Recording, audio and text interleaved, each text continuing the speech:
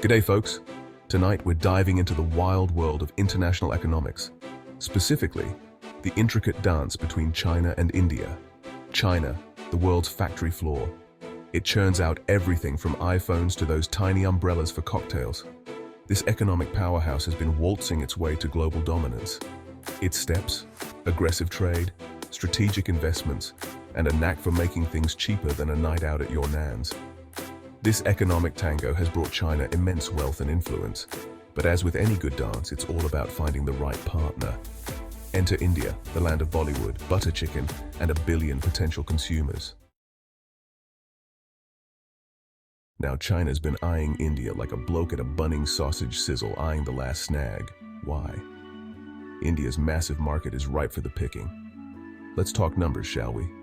China's exports to India have skyrocketed. We're talking billions and billions of dollars worth of goods flooding the Indian market every year.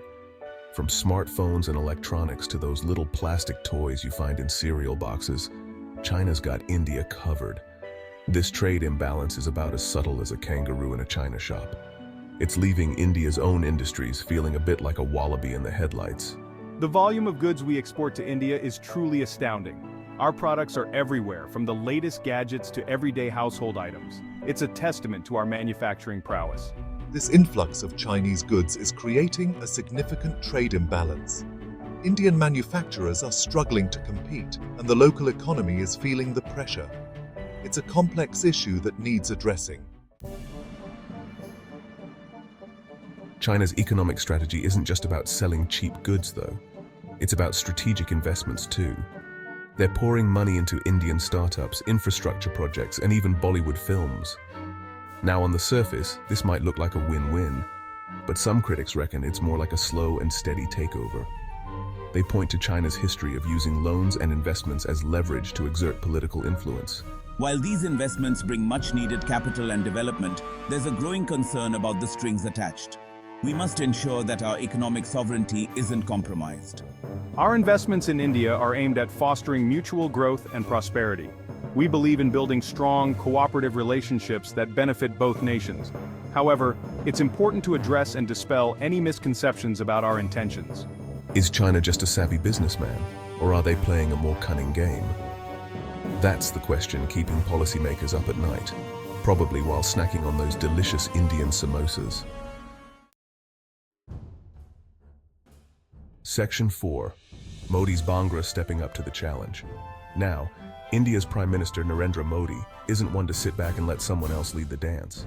He's launched a series of initiatives to boost India's own manufacturing sector and reduce reliance on China. Make in India is Modi's rallying cry. He's encouraging foreign companies to set up shop in India and create jobs for the local population. Think of it as a Bollywood dance-off, but with factories and assembly lines instead of glittery costumes. It's a bold move, but can India really tango with a giant like China? Well, they've got the numbers, the talent, and a whole lot of spicy vindaloo to fuel their ambitions.